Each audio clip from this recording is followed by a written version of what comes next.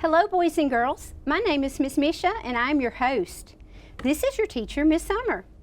Today, we will learn about famous walls around the world and about more contributions of the early Chinese civilization. I'm Miss Summer, and this lesson is titled China's Great Wall. Today, we will be learning about the importance of the Great Wall of China. I want you to listen carefully to find out whether this Great Wall is still important today. Before we begin, let's look back at our chart from yesterday and quickly review what we learned. Miss Misha, can you share what you already know about the early Chinese civilization? Yes, we learned that the Silk Roads were a web of roads that was the longest and most important trade route. We also learned that silk comes from the cocoons of silkworms, and at first the Chinese kept the production of silk a secret. Yes, thank you, Miss Misha. I have learned so much about the early Chinese civilization already. Are there some new things you want to learn during today's reading? Well, yes, actually there are a few things I want to learn. I want to know what contribution began as a useful tool for the Chinese, but is now a wonder of the world. I also want to know why the Great Wall of China was first built. Oh, those are some great questions, Miss Misha. I would love to learn the answers to those questions also. But before we get started with our reading, let's begin by first discussing the meaning of some very important vocabulary words that we will reference in today's lesson. Are you ready, boys and girls? What about you, Miss Misha? Are you ready? I am. I love learning new words. Great. Let's get started. So our first word is defense. Say defense. Defense? Good. Oh, I already know the meaning of the word defense. Defense is the act of providing protection or safeguarding against an attack. I even see a shield on our anchor chart to help us remember this. Miss Summer, can you give us a gesture and a sentence for the word defense? Yes, sure thing. To help us remember the word defense, let's use the American Sign Language. It looks like this. We're going to make fist and cross our arms together to make an X and kind of bump them like this. This helps us think of a shield that would provide protection. A sentence might be, sunscreen is a good defense against the harmful rays of the sun. Great job, boys and girls. Our next word is intervals. Say intervals. Intervals. Great. Intervals mean the spaces between two or more objects or moments in time. We're going to learn American Sign Language to help us remember this vocabulary word also. For this word, we'll hold our palms up like this. Take one palm and brush it back and forth over the other. This shows the spaces between two or more things. So let's try that again, boys and girls. Let's motion intervals or spaces between. Great job. Our sentence is, the chef requested his dinner tables to be placed at 3-foot intervals. You'll see the picture of the tables spaced apart on our anchor chart. Boys and girls, you are doing such a great job. Let's keep going. Our next word is span. Say span. Span. Good job. Span means to extend across an amount of space or period of time. So our American Sign Language for this word is like this. We'll take our palms together and then spread them out like we're making a large amount of space. We're spanning across an area. Wow, boys and girls, you got that one quickly. Yes. Boys and girls, to help us remember span, why don't we look at the sentence on our anchor chart? The farmer built a bridge to span all the way across the pond. Great. Let's learn our last word. Our last word is transport. Say transport. Transport. Great. Oh, I know. Boys and girls, do you mind if Miss Misha tells us the meaning for the word transport? Okay, thanks. So, transport means to carry or move from one place to another. That's exactly right. I think some of our boys and girls knew that one also. Now let's learn the American Sign Language for the word transport. For transport, we will take both hands and pinch our thumbs together, just like this. Then we'll start on one side and pretend to move things to the other side. Let's do that one more time. Move things from one side to the other side. Great job. Let's do that word one more time. Transport, show me. Great. To move or carry objects from one place to another. Boys and girls, can you give me a sentence for the word transport? Great. I heard someone say, the bus transported us to school. Very good sentence. The one on our anchor chart says, the boy used a wheelbarrow to transport dirt from his backyard to the garden.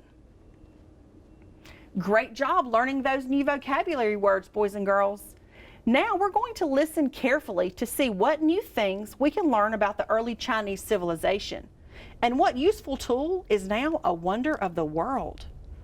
Boys and girls, read along with us and look at the pictures as we read. Let's get started. People have been building walls all over the world for many thousands of years. There are walls that hold up the roof of your house, walls that form the exterior of your school, and walls that make up the many buildings you see throughout the day. Some walls, however, are very special and are known all over the world. Let's look at a few famous ones. This one is called Hadrian's Wall. It was built in Great Britain and extended from one side of the country to the other. Originally built to keep enemies out, today this wall serves as a friendly guidepost to many hikers touring the English countryside. This sacred wall is called the Western Wall by Jewish people today. This wall is the only remaining support wall that was part of an ancient temple in Jerusalem. And this wall, the Great Wall of China, is probably the world's most famous wall of all. It snakes along over 4,000 miles of land in northern China. Like Hadrian's Wall, the Great Wall of China was built to keep enemies out. The story of this Great Wall begins in the cold, dry lands of the north of the Yangtze and Yellow rivers. Question time. In the sentence it says the wall snakes along over 4,000 miles. Boys and girls, what do you think the author means by this? Oh, I think it means that there are snakes for miles and miles. Eek, I do not like snakes. Well, I don't like snakes either, and snakes can mean reptiles that have a long, thin body with no arms or legs, but that is not exactly what the author means by this. The boys and girls said it means that the wall followed a twisted path with many turns. Great job for reading the sentence to figure out the meaning of that phrase, boys and girls. Let's keep reading. You see, China is one of the largest countries in the world, and its borders span a great amount of land. The land across this vast territory can be very, very different. Some areas, like the river valleys of the Yellow and Yangtze rivers, you have already learned about. They are very fertile. In other areas, like the land far north of these rivers, it is very cold and dry, and almost no crops grow there. The people who lived in the cold, dry north land had to make their living in other ways. Long ago, in these cold northern lands, beyond the boundaries of China, a group of nomads lived by raising animals. Nomads are people that move from place to place and never settle in one area. The nomads rode on horses, herding sheep and goats from place to place in search of grass for grazing. Life was very hard for these nomadic people who lived to the north of China. Perhaps that is why they became such fierce warriors. These northern nomads regularly crossed over the boundary into China on horseback, stealing food, gold, and animals. Question time. How do you think the people who lived in China felt about these northern nomads taking their food, gold, and animals? What do you think, boys and girls? Miss Misha, can you tell me what they said? Yes, the boys and girls said they were probably really angry about this. Yes, I agree with them. I figure they were really upset about the nomads taking their things. I know I would be. Me too. Let's keep reading. The Chinese thought of many ways to keep the attackers out. All along the northern borders of China, the Chinese built walls of earth, stone, and wood. The materials they used depended upon what was readily available in the areas where they lived. For hundreds of years, the Chinese built many separate walls to keep out northern invaders, but it was not until the rule of China's first emperor, Qin Shi Huangdi, that the decision was made to connect the many walls together into one long wall, the Great Wall. For added protection, that was over 2,000 years ago. Work continued on the Great Wall for another 1,500 years. Soldiers, prisoners, and peasants struggled to obey the order of each new and powerful emperor of China, who wanted to finish the wall. It was not an easy task.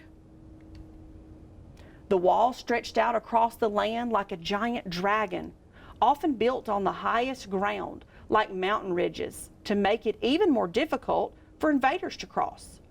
Donkeys and goats were sometimes used to transport building materials, but people did most of the work. With baskets slung over their backs or balanced on poles across their shoulders, they worked from sunrise to sunset, building and repairing the Great Wall. The work was very dangerous, and many workers died in the process. Spanning 4,000 miles across northern China, the Great Wall was built to act like a fort. At intervals along the way, watchtowers were erected or built on the wall. At one time, there were nearly 25,000 watchtowers. Supplies were stored inside these tall spires: bows, arrows, cooking tools, and medicines.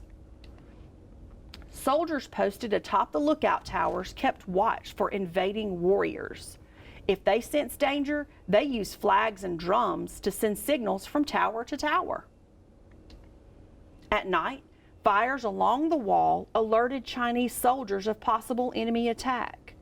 Beneath the towers, soldiers who were camped in tents also watched for signals, ready to come to the defense of the wall and all of the people behind it at a moment's notice. New roads were continually built to reach the wall. Every day, Chinese people from near and far moved closer to the construction in order to provide soldiers and workers with their everyday needs. Some grew crops and cooked food for the soldiers and workers, whereas others made their tools and clothing. Irrigation canals were dug to supply everyone with water. For many years, people slaved to fulfill the Qin Emperor's dream of one continuous wall. The building of the wall was a project that lasted over many lifetimes, passing from one generation to the next. It was an enormously long and difficult project. With all of that hard work, do you think the Great Wall protected the Chinese as planned? Yes, it did, for much of the Chinese history at least. There were many times, however, when some determined warriors broke through the wall. On 2 occasions, lasting for hundreds of years each, nomads from Central Asia forced the Chinese people to live under their harsh rule. Today, the Great Wall is no longer used as a means of protection. Rather, it has become a tourist attraction. People come from all over the world to see it, walk on it, and learn more about it. It is truly a wonder of the world. Parts of the Great Wall have crumbled, but there are still many parts of it where you can walk along the same bricks and stones as the soldiers of long ago. Some people even pay money to sleep in the watchtowers. One day, that could be you. All right, boys and girls, I hope you enjoyed learning more about the early Chinese civilization and their amazing Great Wall. Now let's see if we can remember some of the details from our story. It's question time. Oh, I love question time. I am sure the boys and girls will know all of the answers too. Great. Let's get started. First question. Why was the Great Wall of China first built? Wow, I already heard some of the boys and girls saying the answer. Miss Misha, do you know the answer? Yes, thanks boys and girls. I agree with that. They said that the Great Wall of China was built for defense from northern nomads who invaded China on horseback, stealing their food, gold, and animals. Yes, great job. Thanks for helping her out, boys and girls. I also remember we said the Chinese people were probably really angry and upset about this. So, did the Great Wall of China always provide a defense for its people in the northern part of China? Boys and girls, do you think you know? Miss Misha, can you tell us what the boys and girls said? Well, the boys and girls said no, the wall did not always provide protection. There were times when nomadic invaders were able to break through the wall and rule the Chinese. Yes, I agree with them. They were listening. Great job if you said that, boys and girls. Who helped to build the Great Wall of China? I know. Well, okay. Boys and girls, would you mind letting Miss Misha try answering this one? Okay, thanks. So, soldiers, peasants, and prisoners helped build the Great Wall. Oh, thanks, boys and girls. They reminded me that donkeys and goats were sometimes used to transport building materials. But people did most of the work. Yes, I agree. You were all right. I think there was lots of work involved in building that Great Wall. Yes. Is the Great Wall of China still important today? If so, how? Boys and girls, what do you think? Oh, I see. Miss Misha, can you help us out? Of course. It is still important today. The Great Wall is now a tourist attraction that people from all over the world travel to visit. It's a very important part of Chinese history. Yes, that's exactly right. It makes so much sense. Boys and girls, if that's what you said, give me a thumbs up. Yes, lots of you knew that answer. Great job on all of those questions from the story. You are all so smart. Now, let's do some word work with the word defense. In the read aloud, you heard soldiers who were camped in tents also watched for signals, ready to come to the defense of the wall. Say the word defense with me. Defense. Great job. Remember, a defense is a safeguard or protection against something dangerous. Washing your hands before you eat is a good defense against germs. And remember, on our anchor chart, we see that sunscreen is a good defense against the harmful rays of the sun. Boys and girls, can you think of something that makes a good defense? Try to use the word defense in a sentence. Be sure to use the word defense when you tell me. Can you tell me a sentence you heard with our word, Miss Misha? Yes. One girl said, I wear a jacket as a defense against the cold air. Oh, that was a great sentence that she used. I will say I have to agree, a jacket can definitely be a good defense when we are cold. Yes. Now, let's play a making choices activity. I'm going to read several sentences. If the sentence I read describes something that can be used as a defense, say, that is a defense. If the sentence I read does not describe something that can be used as a defense, say, that is not a defense. Are you ready, boys and girls? Okay, are you ready, Miss Misha? I'm ready. Okay. Jet used some bug spray on his arms and legs before going out to play. Bug spray is, what do you think, boys and girls? Yes, great job. They said bug spray is a defense. Great job for using a complete sentence. Yes. Next is Natasha washed her hands very well with soap and water before eating dinner. I hope you do that, boys and girls. Do you think that the soap is a defense? Yep, they said that the soap is definitely a defense. They are so smart. They are so smart.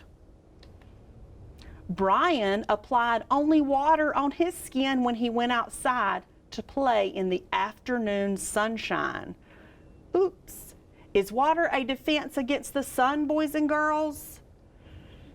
No, they're right. They said water is not a defense, and that some of them said they could get a sunburn. Yes. For sure. Julie's mother always made sure that in the car, she and her sister wore their seatbelts for safety. We better think about that one. So, are their seatbelts a defense or not a defense? Boys and girls, what do you think? They still got that one, and I thought it was tricky. They said their seatbelts are a defense. Y'all are so smart. Yes, they are. Okay, this one's probably going to be tricky too. Liz covered her mouth with a tissue when she sneezed so that her germs wouldn't get on anyone else. Was her tissue a defense from spreading germs or not? They're so fast, I can't even think. The boys and girls said that her tissue is a defense. Gracious, boys and girls, you're so smart. Great job on your word work, learning more about the word defense, boys and girls. So, Miss Misha, what are some things that we learned today that we can add to our chart? Well, we learned that the Great Wall of China was once a tool for defense and is now a wonder of the world. Yes.